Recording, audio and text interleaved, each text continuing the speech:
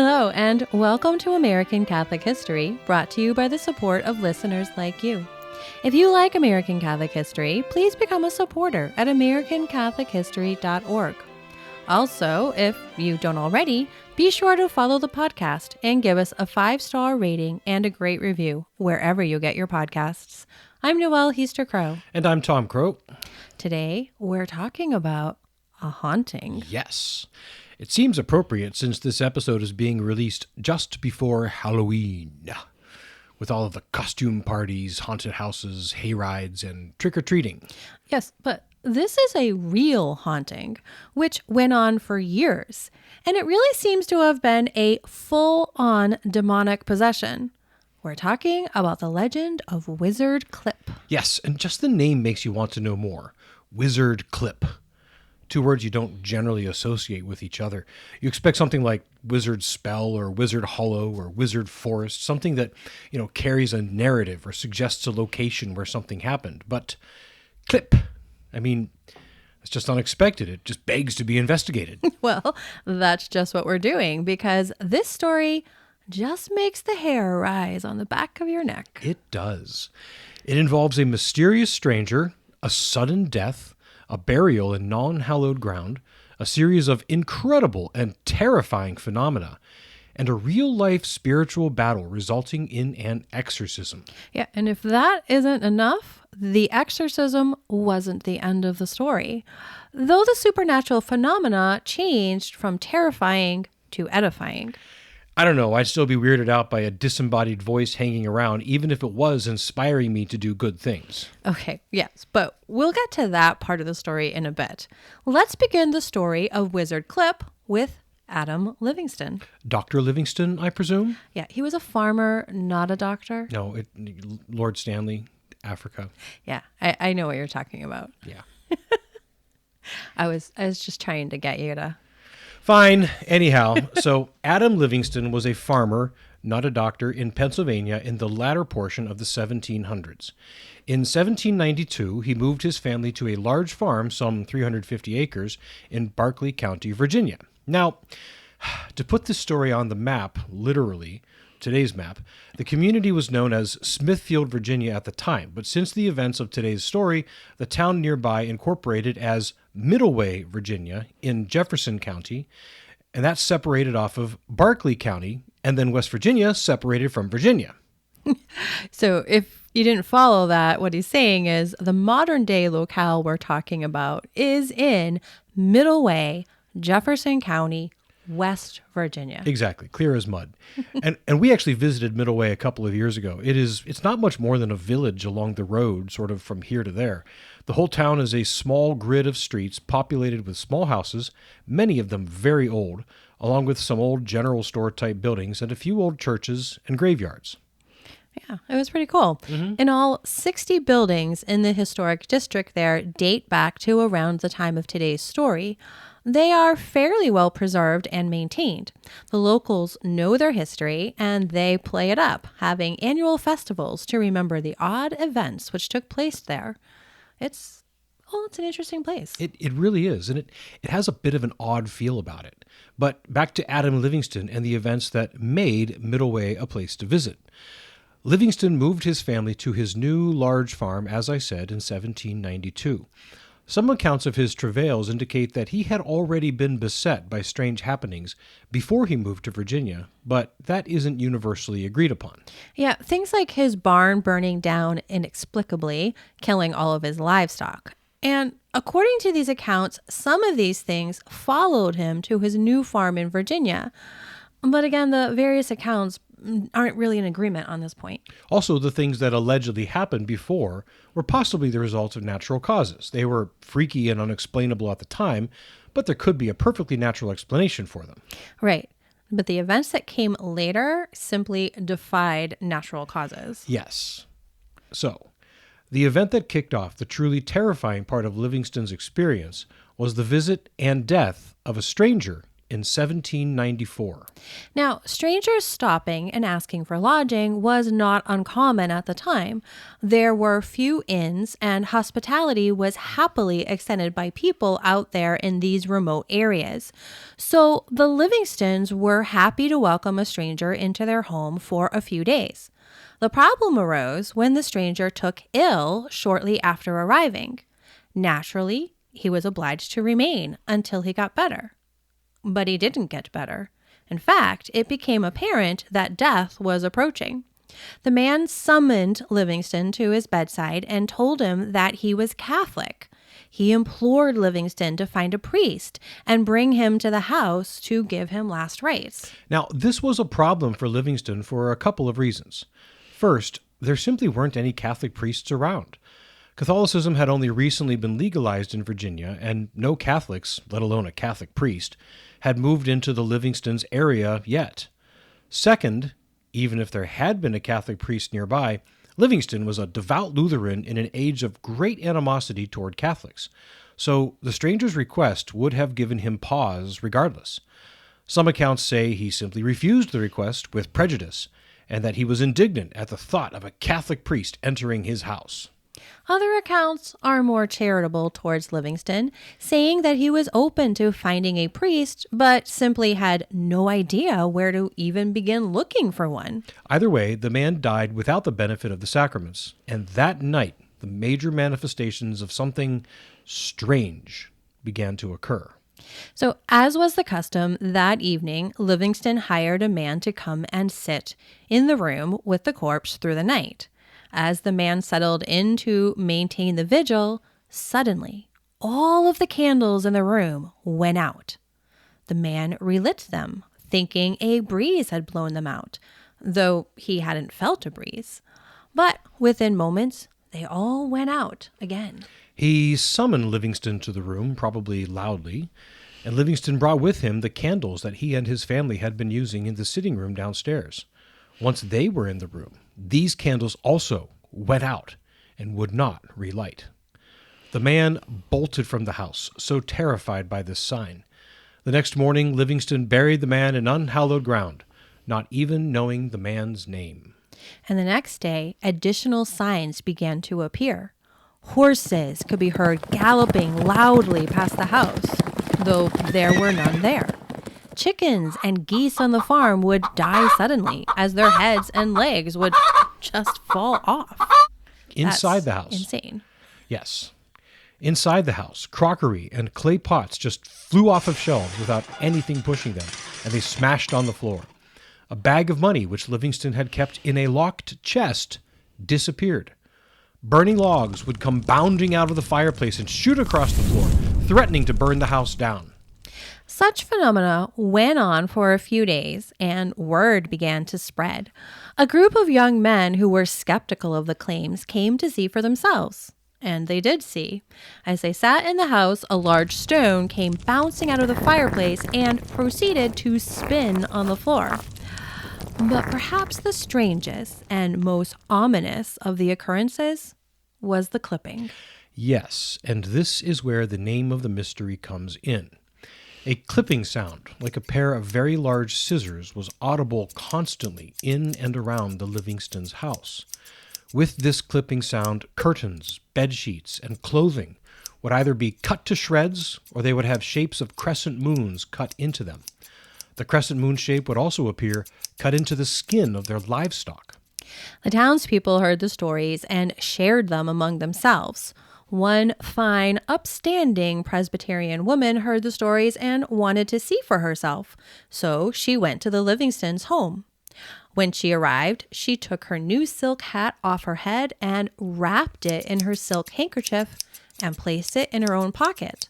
After her visit, when she took her hat out of her pocket and unwrapped it, she found that her hat had been cut to ribbons, while still wrapped and remaining in her pocket. Just crazy. Livingston and his family were pretty well terrified by the happenings, understandably so, and they could make no sense of it. And by this point in the story, the mysterious clipping had become so well known that the town came to be known as Wizard Clip. Seeking help, Livingston went to his Lutheran pastor, but his pastor said there was nothing he could do. Dealing with supernatural phenomena was not his thing. So Livingston went to a Methodist minister who came and prayed, but quickly realized he was out of his depth. Livingston also approached an Episcopalian priest, but he too demurred. Then, one night, Livingston had a dream. He dreamt he climbed a large and steep hill to a beautiful church, and in the church he saw a man dressed in what he described as robes. He'd never seen that kind of dress. He heard a voice say, "This is the man who will bring you relief." He told his wife about his dream, and he told others. Someone finally told him that the robes he described were those worn by a Catholic priest. At first he did nothing, not wanting to approach a Catholic priest, But after a while, his wife prevailed upon him to find the man in his dreams. So he made inquiries and found out there was a Catholic family by the name of McSherry who lived in Leetown, only a few miles away. He went to the McSherrys and asked about a priest. They told him that there wasn't one in Leetown at the time, but Father Dennis Cahill would be at Shepherdstown the following Sunday. So he went the 13 miles to Shepherdstown the following Sunday, and upon seeing Father Cahill come out of the sacristy at the beginning of Mass, he exclaimed, "The very man I saw in my dreams!" He waited until after Mass and visited Father Cahill, explaining in detail everything that had been afflicting his family. Father Cahill really did not believe him at first, but some of the parishioners who were present for the interview affirmed to Father Cahill that the story of Wizard Clip was widely known, and he should at least go to see for himself. Father Cahill gave in and traveled to the Livingston homestead. Upon arrival at the Livingston farm, he observed various manifestations that convinced him that something supernatural was indeed happening. After a short time, he pulled out the holy water and a book of rituals and did a quick and simple blessing of the house, sprinkling holy water all around. The effect was almost immediate. The noises died down even as he was sprinkling the holy water. And as he was leaving, the bag of money, which had disappeared from the locked chest, appeared on the doorstep as though it had been placed there by invisible hands. The supernatural phenomena stayed away for a time, but not forever. When they restarted, Father Cahill wasn't the one who came. By this time, word had reached John Carroll, Bishop of Baltimore, and he asked a priest whom he knew well to look into the matter. The priest whom he chose is an old friend of ours, Father Demetrius Golitsyn. Yes, Prince Golitsyn, the Russian prince who became Catholic, came to the U.S. and became the second priest ordained in the U.S. We told his remarkable story in another episode. Be sure to look it up. Father Golitsyn was 27 years old and had only been ordained for 5 years at the time he became involved in this story. But he was a very educated and worldly 27, being the son of the Russian ambassador to the Netherlands and having spent his youth in the posh salons of European nobility. So he was not one to be taken in, nor was he one to poo-poo the existence of malicious spirits and supernatural manifestations. But he needed to be sure, so he went to the Livingstons and stayed with them for 3 months. He observed the phenomena himself, and he interviewed, practically interrogated, the entire family about the affair. After his investigation, he wrote that he was well convinced that the phenomena were of supernatural origin, and he believed a formal exorcism was called for. Bishop Carroll consented and gave him the faculties. Father Golitsyn called the entire Livingston family together and had them kneel and pray while he began the exorcism ritual. But as he did so, the noises and rumblings and rattlings in the house became so severe that he could not maintain his composure and focus. He stopped the ritual and summoned Father Cahill to return and assist him in the prayer of exorcism. Together, in spite of the noises and rattlings and rumblings, with the Livingstons present and praying, they performed the rite of exorcism. At the conclusion of the rite, the manifestations ceased utterly. Yes, quiet. No more clipping. no more crockery smashing, no more rumblings, horses galloping, or anything. Just quiet. And this time, it was for good. Father Cahill offered a mass of thanksgiving. The Livingstons, so grateful for the deliverance and so impressed by the ability of these two Catholic priests to bring it about, became Catholic. Well, seems reasonable. Every non-Catholic cleric they knew either failed to make any difference or simply refused to try. Then the Catholic priests came, and they demonstrated the power of Catholic sacramentals to compel evil spirits to go away. That would leave an impression. Yeah, I'd say so. But, as we said at the beginning, the story didn't end there. Nope.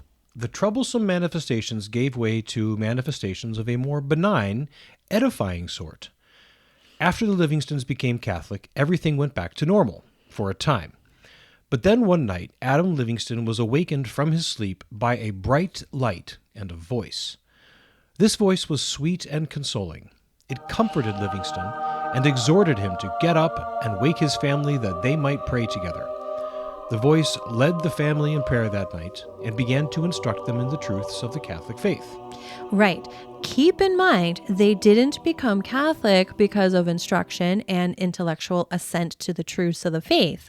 They became Catholic because of the effectiveness of the exorcism. I mean, if the Catholic faith could drive away the demons, it must be the faith of Christ. I mean, it's pretty powerful. Biblical, even. So this new consoling voice became their guide and their catechist. The voice could be heard by all members of the family and even by visitors. That would be pretty cool. Yeah, absolutely.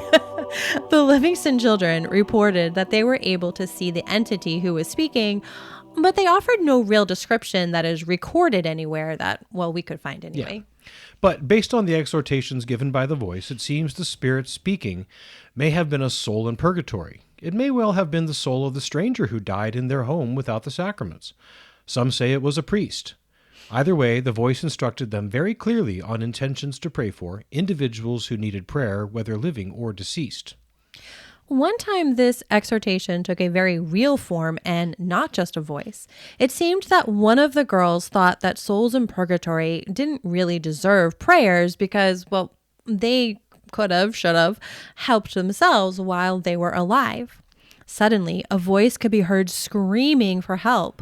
And when they asked what the voice needed, it said, "Prayers, for we are in excruciating torments." And then a vision of a burning hand appeared and burned its impression on a bed linen in the room. The message was received. I'd say. Pray for those in purgatory. I do. As for the living, Adam Livingston would be directed by the voice to go to the aid of some persons in need, whether they were close to death or enduring sudden hardships. He often did not know the people. They were in no way expecting his aid, and the journeys could be great distances. After the turn of the 19th century, the Livingstons moved back to Pennsylvania. They settled on a farm near Loretto, the town which Father Gallitzin had established as a Catholic haven. The consoling, instructing voice traveled with them. The voice would remain with the family for 17 years until 1814. Adam Livingston would live for another 6 years, dying in 1820. But before the Livingstons returned to Pennsylvania, Adam Livingston donated 34 acres of his property to the church. One explanation given for this gift is that during the exorcism, the possessing spirit said that one of the previous owners of the property had taken possession of it by murdering its rightful owner. Livingston, therefore, guided by the voice, gave over that chunk of the property to the church as an atonement for the previous owner's evil deed. The land was given over specifically to be a place where priests could pray and have rest. The property was used in different ways over the years, mostly as a cemetery. In 1923, the church built a chapel on the property, which became a place of pilgrimage. In 1978, the property became a retreat center for priests called Priestfield, which remains to this day. Many have investigated the historical claims about Wizard Clip and how much of the story can be believed at face value. A few years ago, Jimmy Akin did an episode of his Mysterious World podcast on Wizard Clip, and he, along with Don Bettinelli, looked into the accounts and explanations of the mystery. We'll link to that episode. It's pretty good also. But the long and the short of it is, those involved in the events believed that the various phenomena were of supernatural origin, first demonic, then kindly. Many came to believe in Christ and the Catholic faith because of these events. And the church has a lovely retreat center in the easternmost county of West Virginia, thanks to the strange occurrences at Wizard Cliff. This has been American Catholic History. If you enjoy American Catholic History, please become a supporter. Get information on how to become a supporter at americancatholichistory.org/support. Also on our website, sign up for our newsletter, learn more about Wizard Cliff, see about our pilgrimages, and find other great stories from American Catholic history. We also love the great reviews our listeners leave. Those and the 5-star ratings help others find us. You can also email us feedback, questions, tips for episode topics, or other comments at feedback@americancatholichistory.org. You can find us on Facebook at facebook.com/American Catholic History, on Instagram at ACH_podcast, and follow us on X at ACH1513. I'm Noelle Heaster-Crow. And I'm Tom Crow. Thanks for listening to American Catholic History, brought to you by the support of listeners like you.